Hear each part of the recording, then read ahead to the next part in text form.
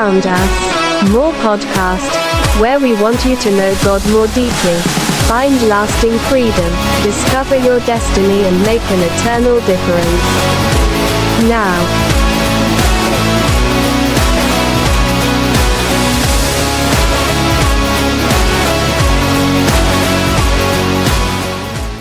Well, welcome back to the More Podcast. You're here. You've made it. We're in the midst of Snowmageddon here right now. Driving in, I'm like, good Lord, what is happening? Mm-hmm. And we actually had lightning by Toppin to be there. Okay. Scared me half to death.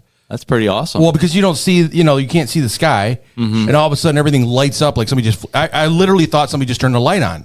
Yeah. Because it lights up the snow in the sky. Mm-hmm. I'm like, what is happening? Yeah. So when did that happen? Probably about 40 minutes before we got here. That's the unicorn in the weather world. I know, it's so weird. So my daughter started screaming in her bedroom because she said the lights flickered. Yeah. And I wonder if there was some...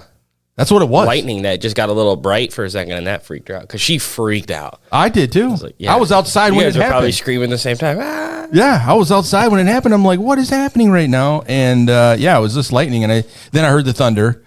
And I'm like, this is so weird, in the middle of winter to have that. Normally you don't have it, but it was interesting. But yeah, here we are back in, it's a little surreal for me because I just came back from 70-degree weather in Alabama. Yeah. Driving around. Torture us a little bit more with that story. Yeah, I know. It's so good. The grass is coming back, it was actually, I brought a coat and I'm like, I can't wear this. It's too hot. It's like, it's not good.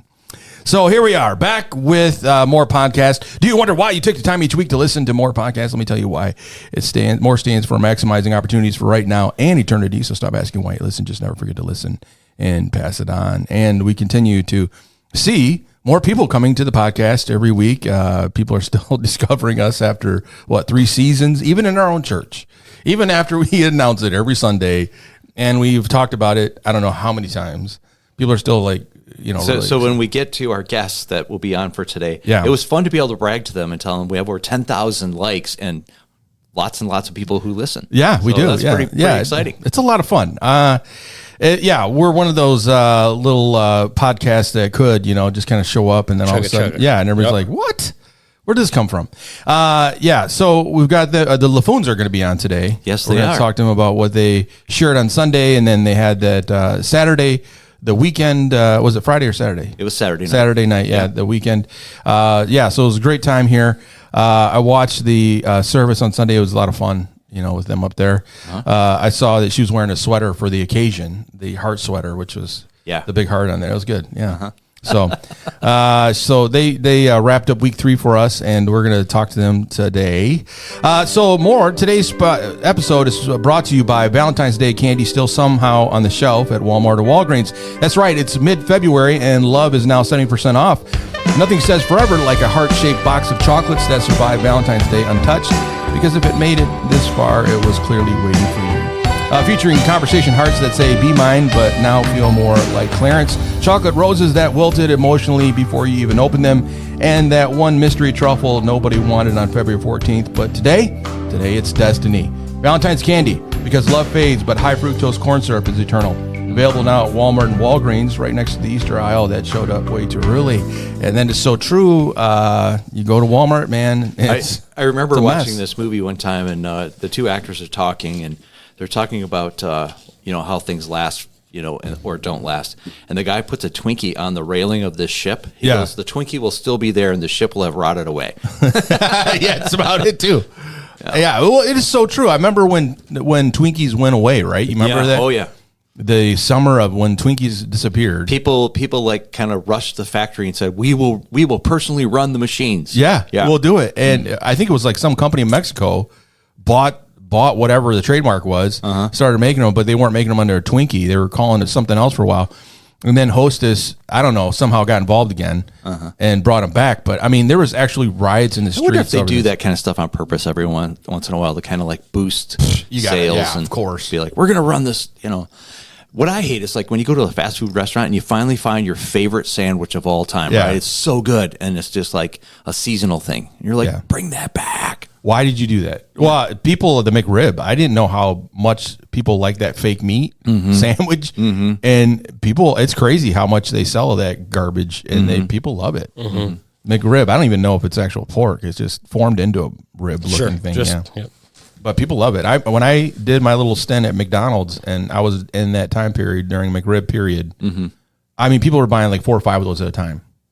And I'm like, seriously? Yeah. There's like one of you in the car. There was a Burger King had a burger with some bacon and some cheese on there and A1.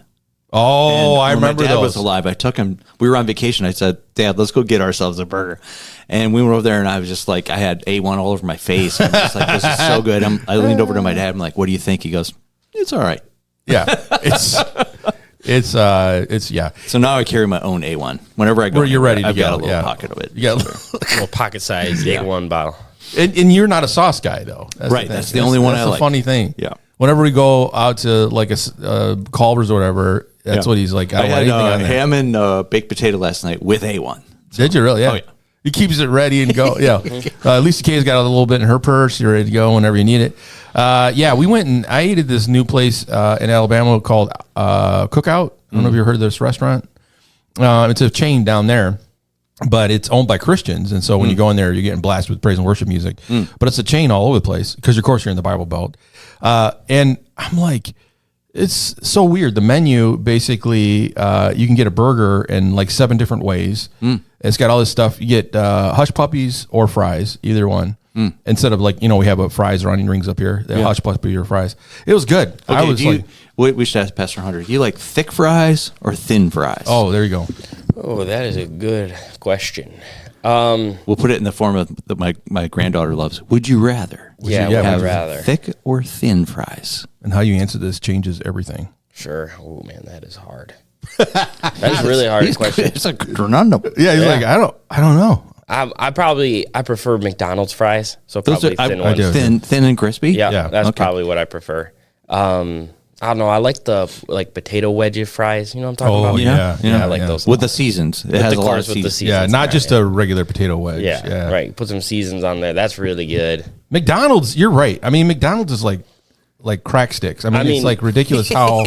But you eat them first. I don't know if you guys do that. I do it. Yeah, if we couple get extra if we in get the it bottom to of go, the bag. we're eating the fries before we even touch the burger, right? What is the deal? Because you have to eat them while they're hot. Yep. Otherwise, they turn into something else. Yep. What is the deal? But I don't understand why McDonald's fries are so much different. They're the only ones who use. This is information there you that go. I have. He's got it. They're the only ones that use that type of potato.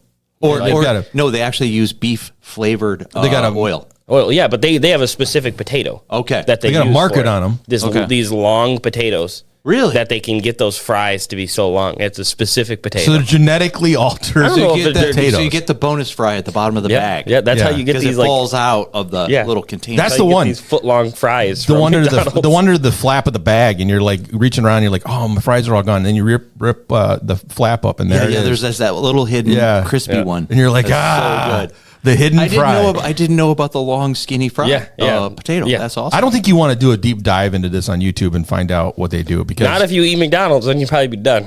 Yeah. Well, the other conspiracy theory going around is funny how many burgers they sell in a year, and they try to figure that how many cows we actually have in the U.S. And there's a big disparaging number between the two. Like, how in the heck are we selling that many hamburgers with only that many cattle that are coming into existence in America? You don't want to know. Don't think about it too hard. You don't. No. I don't want to ask questions. So you should use the word possum in here somehow. Yeah, how many possums are in America? Genetically altered. Well, it's like Campbell's. They found out Campbell's was 3D printing food and putting it in the soup, and they just got busted for that. It was just in the fall, around November, and so people are boycotting Campbell's soup, and because they said, well, yeah, we tend to do that for some of our soups, like the chicken noodle soup and some of these other ones.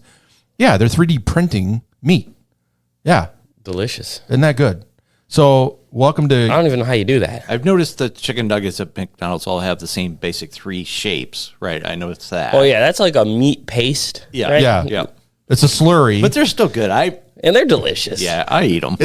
What you deep fry anything is going to be amazing. Yeah. We're going to take an ID break, come back with our introductions, and and then just stay with us because eventually we're going to get to the Laffoons and have a great conversation with them.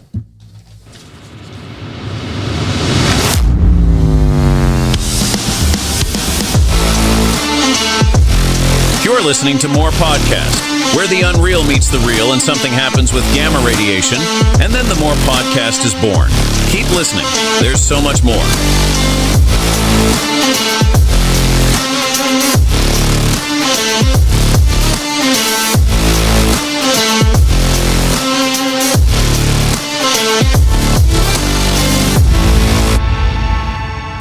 Well, he doesn't interrupt. He just adds layers. He doesn't chase rabbits. He adopts them.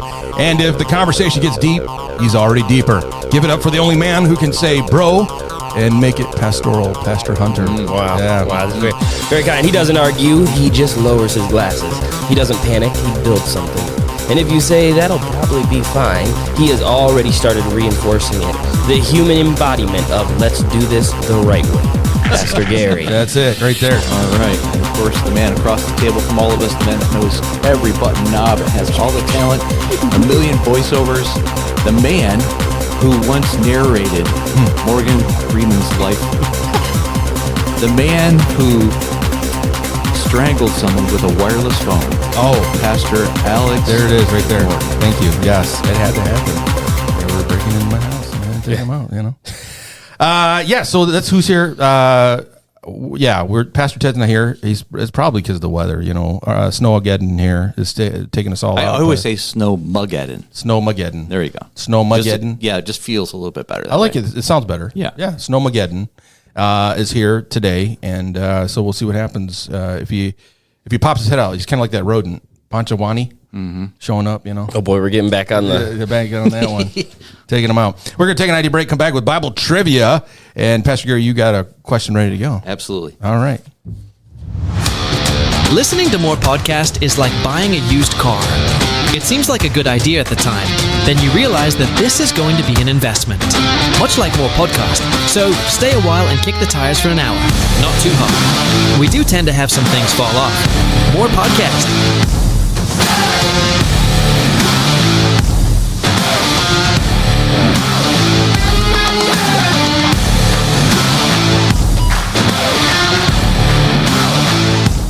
I'm over there taking a sniff of this cookie that Lisa K brought. Yeah, in. man, you're looking too excited for that It's cookie. so good. So good. I got to do a little ASMR on that one. Pastor Gary, you have a Bible talk ready to go. I do. Is it based off of, what was that then? No, it's not us. What is this? Bible trivia. We're gonna find the right button. We just said he knows all the buttons and He knobs. knows all the buttons. He does not know all the buttons He's and back knobs. from Alabama. He's rusty. I don't even know. Can't even read my own writing. Okay. Oh, you want the question? Yeah. Yes. The question is from. I'm going to go ahead and give it to you. There is a verse in the Bible, and you need to tell me what book of the Bible it's found in. Oh boy. That says to one spouse says to the other, "Let's get away for the weekend for spending time together." What book of the Bible? It's in there. Has that verse that says, "Let's get away together and spend the weekend." Actually, it says in the villages. I believe it says, but. Depends on your translation. Do you remember that one? No. It actually came up on Saturday night during the Valentine's thing with the Laffoons. It's from the Message Bible, but Yeah, I'm paraphrasing it quite a bit, but that's the gist. no, of it. I get it. Yeah, Yeah. all right. One lover says to the other lover, "Let's get away for the weekend, King James would be "Thou wast the." and let's go spend the time together in the villages." All right, I'll have to look that one up. I like that one. That's a good This is a good one. good I excuse. tell you what, I'm adding it to my pre-marriage counseling. Sir, I'm adding it to my daily conversations with my wife. you just did that. You guys got away. That's true, but I could do more of that. Yeah, you can do more. Well, if you know the answer to that, you can send it to HarborLightBibleTrivia@gmail.com, HarborLightBibleTrivia@gmail.com, all lowercase, and you can get your name on the Wilson Insurance Wheel of Destiny. We have a special gift this time around, the Crooked Biscuit gift certificate worth $20. $20 of biscuits. Yeah, you can get all the biscuits you want. And just a side note, she's opening a restaurant in Wolverine. Yes. Be coming out here probably this summer, I imagine. I'm not sure. I don't know the date yet, but Creole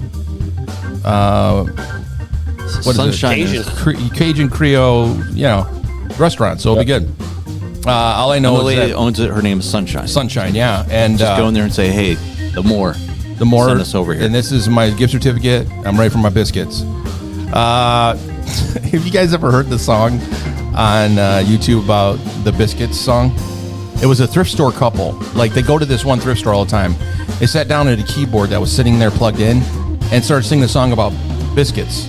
I think it was about KFC biscuits or whatever. And it went viral because these two elderly people that just love each other and having a great time just playing around. That's all about biscuits. I'll have to look it up. Look it up. Because I'm thinking of a biscuit song, but I don't know if it's that No, song. it's not Limp Bizkit. It's not. I wasn't thinking about Limp Bizkit. Oh, okay. No, this is about biscuits, with the two elderly couple. But they did it in the Wasn't thrift there store. a song that had Rubber Biscuit in it from the 70s?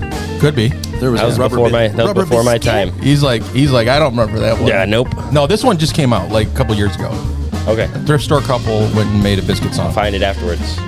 All right, we're going to take an ID break, come back, and we have the Laffoons with us, and we'll be talking to them just in a second. Taste the biscuit. Taste the goodness of the biscuit. Taste the honey sauce. Taste the goodness of the biscuit with the honey sauce. Don't get that honey sauce on me. I don't like the way it tastes with my chicken wings.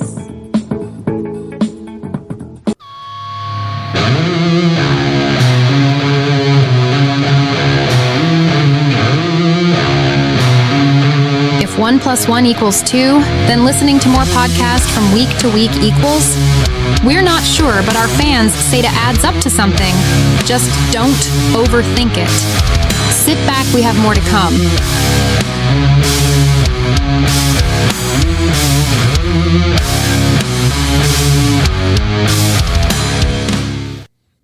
Well, last Sunday, we stepped into week 3 of our 4-part series on marriage, and the conversations just keep getting deeper. We've been talking about tightening the knot, not just holding on when things get hard, but intentionally building a marriage that reflects Christ. And in week 3, we had the privilege of sitting down with Jay and Laura Laffoon after an incredible Fighting for Us weekend. For those who weren't there, you missed a powerful night, but today on More, we're bringing that conversation to you. Jay and Laura have spent decades helping couples move from surviving to thriving, from sitting across from each other to standing shoulder to shoulder on mission. So let's lean in. Week 3, real stories, real struggles, real hope. Jay and Laura, welcome to More Podcast. That's great to be here. Hi there. Yeah, this is a real privilege to be able to talk with you and to do that here on the More Podcast. As I told you, we've had 10,000 plus likes. So we actually had an audience over in India for a while. I'm not too sure if they're still tuning in or not, but whenever we travel anywhere, we seem to pick up people around the world. So pretty awesome stuff. Hey, so we had a chance to launch into this idea that your marriage can move from surviving to thriving to the place where your marriage can be on mission. And so as a little bit of a review, or to bring some of our listeners that weren't here this weekend up to speed, in your own words, what would you say marriage on mission looks like, or what does that mean to you? It means that you've really thought about what it is that God has brought you together to do. In other words, we feel like every couple has the thumbprint of God uniquely on their marriage. And so many times we get married and we just start going through the same routines and we think this is all there is. But really, God has something incredible in store for you and your spouse simply because of the way He's made you and the way He's made you together. And when you take the time, and there's the big stickler, when you take the time to figure out what it is that God wants us to do, it becomes very freeing. Mm-hmm. That's awesome. Laura, would you like to add anything to that? No. No, I'm just joking.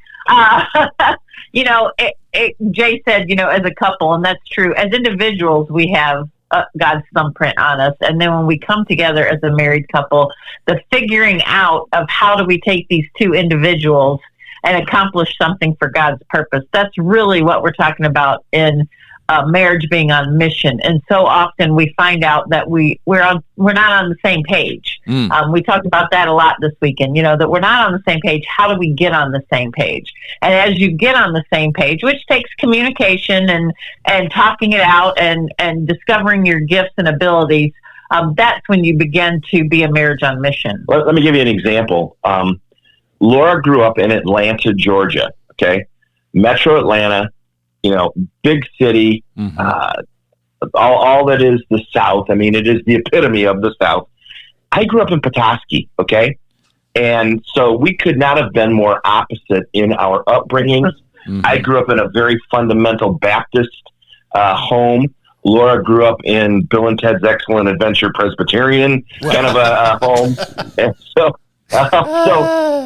we were very, very different. Now, Laura had an incredible encounter with Christ while she was in college. So her walk and my walk when we met were very similar in that we were dedicated to Christ. We knew we wanted to serve in ministry, and we knew we wanted to serve in ministry with our spouse. But the reality is we still had to work out all of those differences. And we said this this weekend, even if you grew up across the street from your spouse, there are going to be many differences that you have to work out in order to get yourself on mission.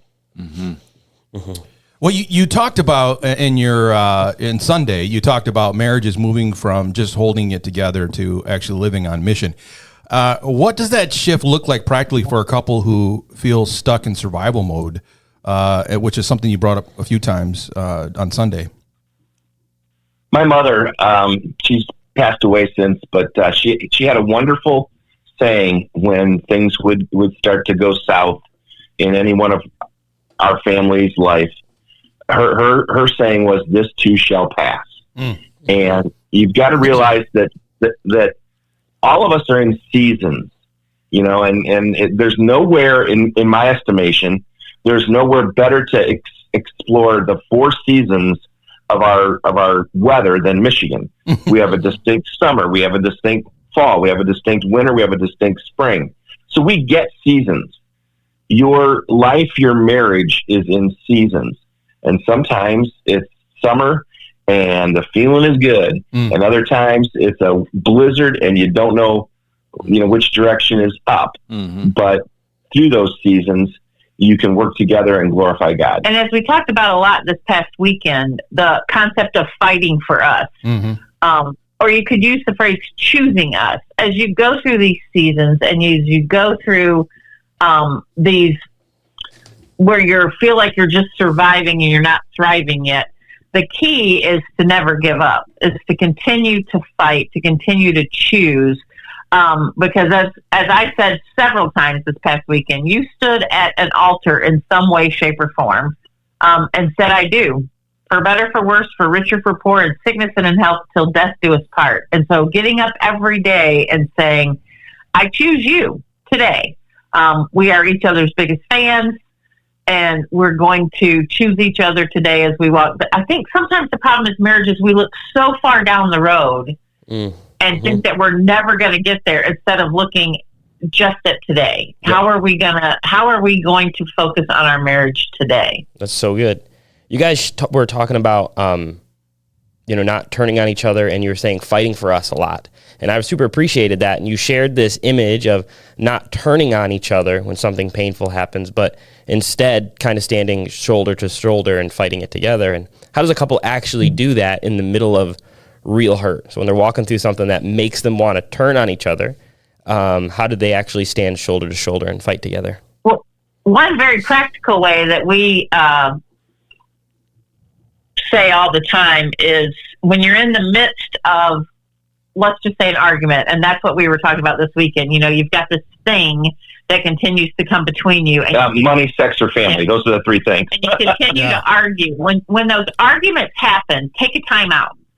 Come up with a safe word, come up with a motion, whether it's a hand that you put up like it's a stop. Take a time out, whether it's 10, 15, 30 minutes. Don't let it go 24 hours. Unless you just can't, unless it's a big thing. But take a time out and walk away and sit, think, contemplate, and you have to verbalize that, though. You have to say, you know what, we need to take a 15-minute time out. or I need a day to process this. The whole point is, though, you can't not come back. You have to have that comeback where you come back and you discuss it. But don't be afraid to take a time out, to give yourself some time to cool down, to give yourself some time. Because if you don't, you're going to say things that are going to hurt and that are going to maybe wound and hopefully not irreparable. But, you don't want to do that. You want to take some time to think about it. Well, and I think the reality is, and this is just human nature, when you're young and in love, or old and in love, if it's an older couple that has just fallen in love, it's all rainbows and unicorns. Let's be honest. It's wonderful. You got endorphins going through your body like nobody's business, like you haven't had in years. But when you're slogging through the mud, when you're slogging through the high weeds, when your life is not all rainbows and unicorns, it is a choice. Mm-hmm. It is a choice. And again, we take the wedding vows very seriously because we said them before who? God and man. And so we said them before God. It's a commitment to him. We said it before man so that we can be held accountable. And I just think that, unfortunately, our culture has made it everything's disposable in our culture, including relationships. And that's just not the way God intended relationships. It's funny because we kind of have the philosophy of once we meet somebody, we're friends for life. I mean, we'll pick it up right where we left it off, and it's not going to be awkward. It's not going to be a transition time. It's going to be, for example, us and Pastor Gary. Mm-hmm. Hey, Gary, are you going to Link this year? It's just that those kind of things where we can relish in the fact that because of the Lord, we are in relationship from now until eternity, Yeah. Mm-hmm. I've noticed that you brought that up, that sometimes we treat it like a friendship. Some of the things that we've noticed, especially in marital counseling here at the church, is that's the assumption. Like, hey, we've had this season of we're fully in love and having a great time. And, it just by assumption, we'll have at some point that again, but there's no work put into it. They just wait until that next moment of encounter. How do you deal with a couple that's kind of like in that continuous journey like that they just continue to create this cycle like that, but they're not really invested in each other, just waiting for the next moment when they're like, yeah, let's go do that. Let's have that moment. Let's go have a date or whatever. But it's not something that they work at. It's something that they just assume is going to happen in the future. How do you deal with that?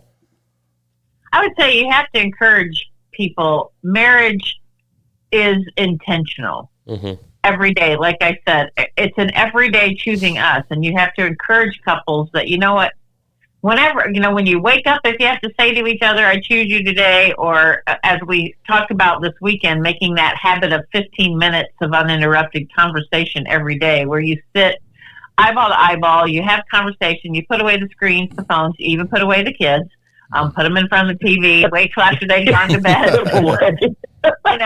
Whatever. Hang them up in the closet. No distractions is the point. And when you can build that habit into your marriage every day, you're having those 15 minutes, you're going to automatically build that relationship. You're going to build that friendship.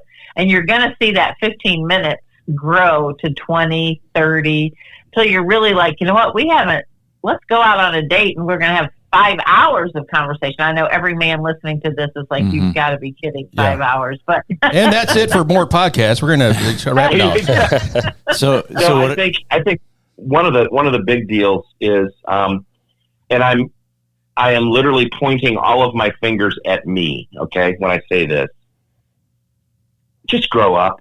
Mm-hmm. So often we get so caught up in our petty little. And again, I'm talking to myself here.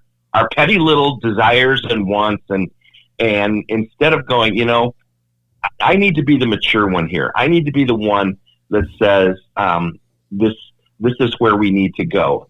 And especially, and I'm not discounting the ladies, but gentlemen, we have a responsibility as men to be that leader in our home, and to be that servant leader as Christ laid down his life for the church.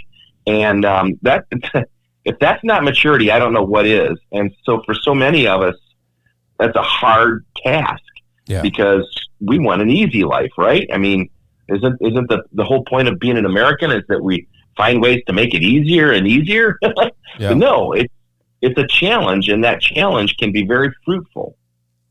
So one of the things that I really liked talking about this last Sunday, and I want to talk a little bit more about it right now, is this mentoring concept, because I really think that helps couples that aren't in ministry still put their marriage on mission, is to realize that there are people all around them that are connected to their small group or their neighborhood or people at work or, little league team or whatever it might be. There are relationships that you have that sphere of influence over.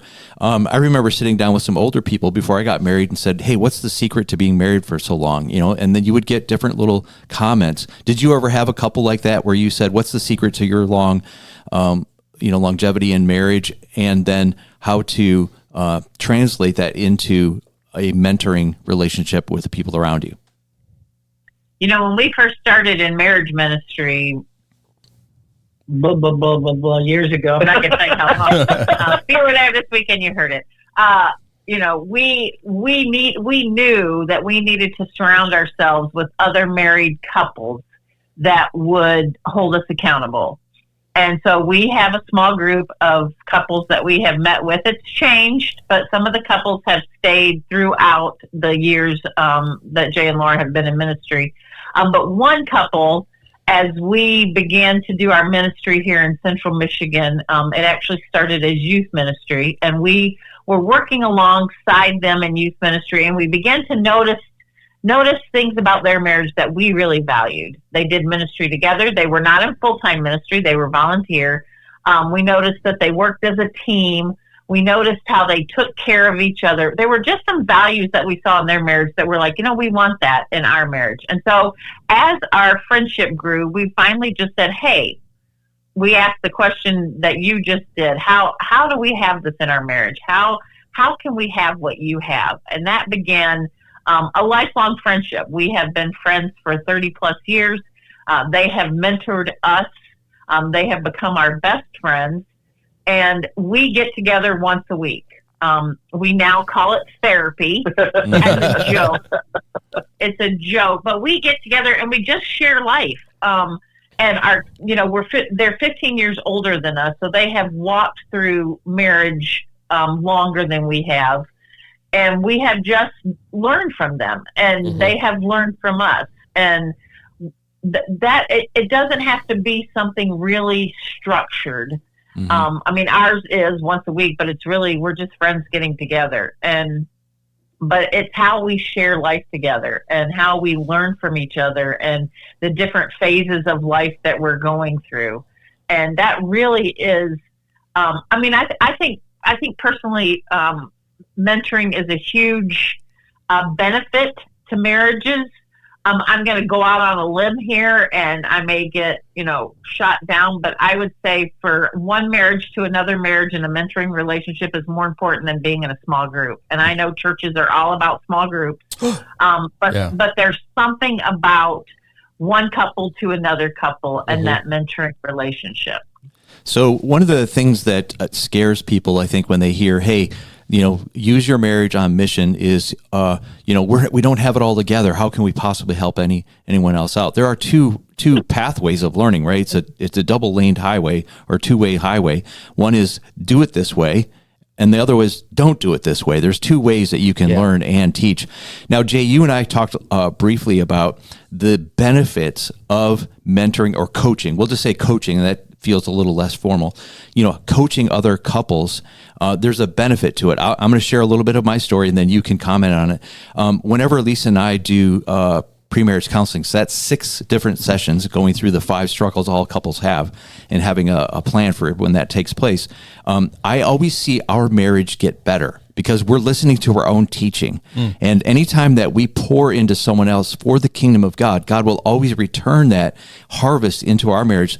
I feel like probably one of the reasons our marriage has the success that it has is because we have helped hundreds and hundreds of couples, and we're just listening to our own teaching. Can you make a comment on how you've seen the benefit of helping other couples, even in your own marriage? Well, to what you just said, I just say mic drop. I mean, seriously, that is truth. That is gospel. That is the way it is. When you give, you receive. That is a biblical principle, and it doesn't just have to do with finances. When you give of yourself, when your marriage gives of your marriage, you receive. And we've seen it time and time again, where every time we invest in a couple, the Lord uses that to grow our marriage as well. And sometimes it is, boy, they do that really well, or honey, we can't fall into that pitfall. Like you said, there's positive and negative. And I just think that so often, couples, the question was, so many couples think they have to have their marriage perfectly together. We've been married 42 years. I know Laura didn't want to say that, but 41. It'll be 42 coming up. But here's the deal. We don't have it together. No one has it together. Right. You're two humans and living in a fallen world, and you may have here's what we say. You may have moments, and I want to say that word again, moments, where you just get it right, but it's fleeting because of the world we live in and the nature of being a human. It's just not something you can maintain. And if a couple tells us that they've got, they don't ever fight, one of the two of the persons there is not being authentic. Yeah, that's true. If you don't have disagreements, one of the two of you is not being authentic, because you're two different people. And that's so good. Yeah. So I heard the story one time that a king asked a jeweler to make him a ring that would give him success, or give him a little statement, something he can remember to make his kingdom successful. And the jeweler came back with a ring, and the ring said, "This too will pass," which was that hard times do pass. Yeah. And great times do pass. Come on. Right? Yeah. So along with that, let's talk a little bit about the boundaries. I thought that was a really powerful thing. Although, as a pastor, I was squirming just a bit on the chair during the interview when we were telling people, the devil doesn't want you bad; he wants you busy. And I think it was Laura that was really kind of expounding upon that. But let's just share about some of those boundaries and safeguards to keep our marriages from getting distracted or getting too busy to live on mission and to live on with purpose. Well, one of the things that we say, when you understand the mission God has given your marriage, in other words, we've talked this through, we've studied or looked at our gifts and abilities, and this is what our mission is. This is the purpose that God has for us. It gives you the freedom to say the two most powerful words in the English language, and that's the word yes and the word no. We love to cook, so when we find that someone is infirmed, or just went through surgery, or has had a loss in the family, we love to cook and take a meal and use that gift of our ability to cook to bring joy, comfort, and a spirit of the Lord to those people. Now, if your car breaks down, do not call me, because there's no way I don't know tight from loose. I can hardly screw in a light bulb. Have you ever checked the blinker fluid? I just want to know that. Have you ever checked the blinker fluid in your car? The blinker fluid is done. That's taken care of when I get my oil changed. Right? Okay. Oh yeah, that's true. Very good. Very good. Yeah. We all have gifts and abilities. Use the gifts and abilities God has given you, and you and your spouse, for His glory, and don't fret about those things that you're not so good at, because God has someone else to fill that void. The question was about being busy.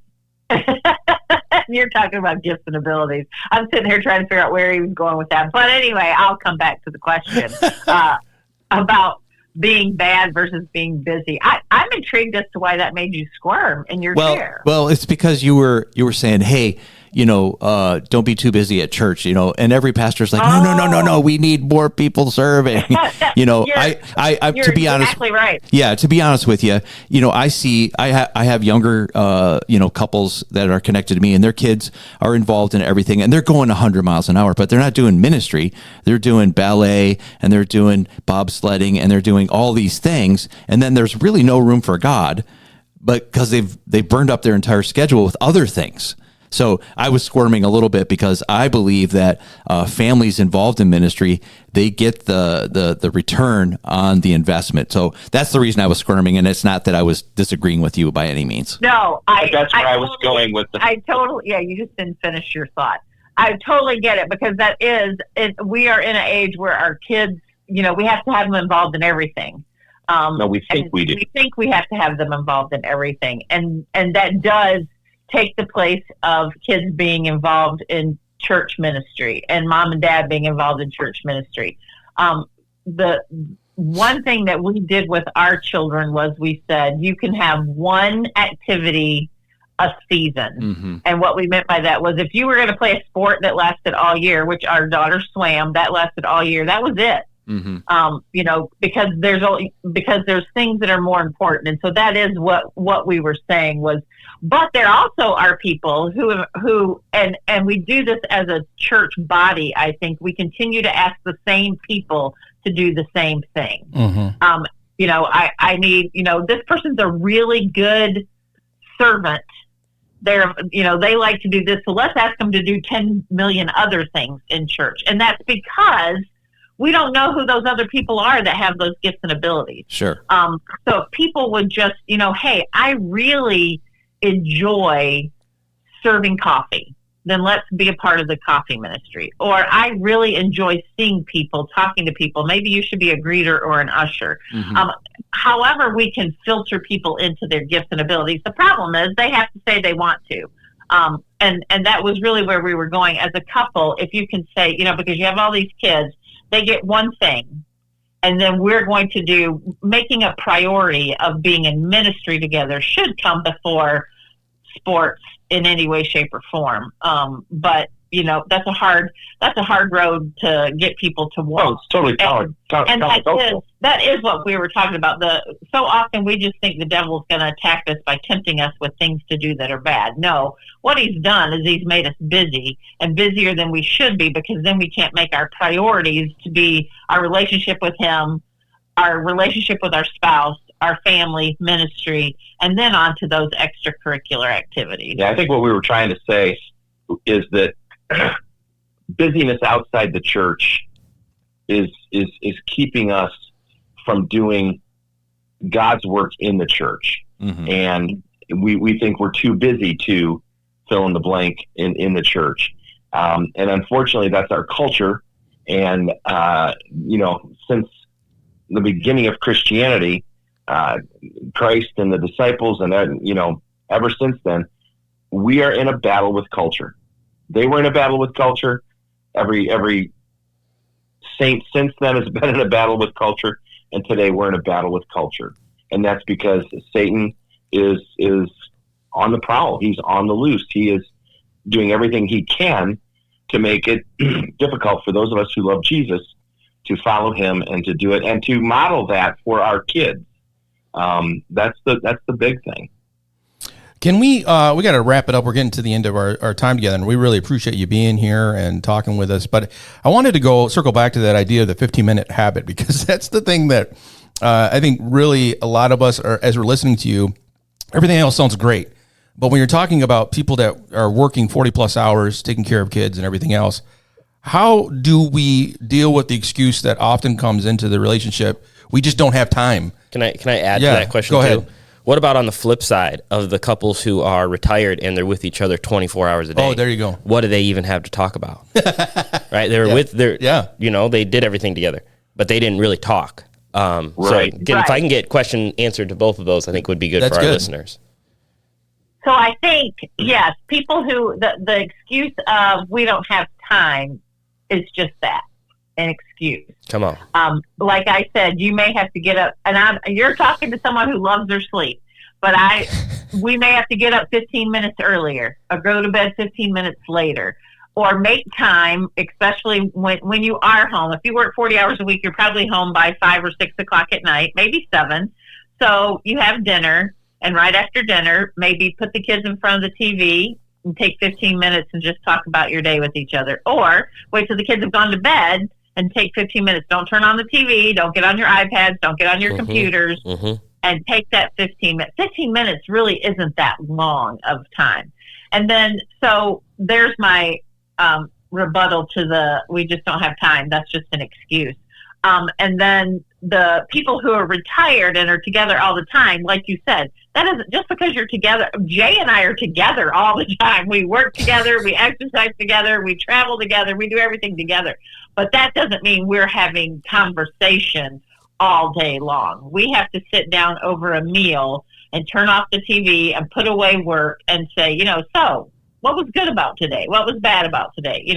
So there's a difference between being together 24/7 and having being conversation on mission. And just a caveat for the men: your wife needs conversation in the deepest way. It's a deep need for her, much like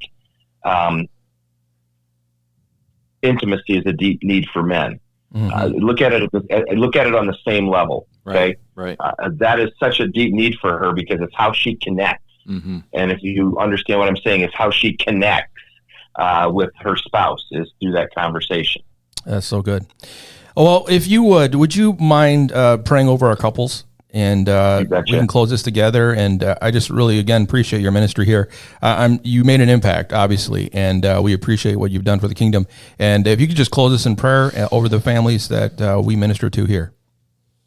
God in heaven, we thank you so much for this new day. We thank you for your son, Jesus, and his sacrifice. And Lord, for the Holy Spirit that guides us each and every day. And Lord, that is what we would ask right now, is that your Holy Spirit would descend upon each and every home that is represented by the listeners here, that your Holy Spirit would come in and bring peace, joy, and all of the fruit of the Spirit, Lord, that they may understand what it means to walk with you while walking together. And Lord, we just give you the praise and the honor and the glory forever. In Christ's name, amen. Amen. Yeah, we just were really blessed by you. I want to let you know you have 2 really good radio voices, so that was awesome. One little closing thought here. Whenever I wanted to get a little bit of time with my wife and take care of the distractions, I gave my 4-year-old the 1,500-piece puzzle and just said, when you get that done, then you can come back in to the conversation. So is there anything that you can say to our listeners if they want more of your resources or ways to connect with you? They can find us at jayandlaura.com, and we actually do have something on our website that would help a couple find what their mission is, and it's in our coaching. You can find that on our website at jayandlaura.com. JAYANDLAURA.com. Very simple.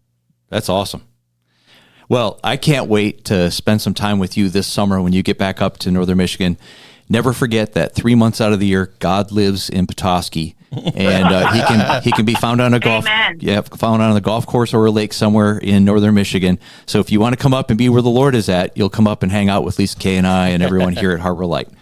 There you go. All right, thank you so much. Taste the biscuit. Taste the goodness of the biscuit.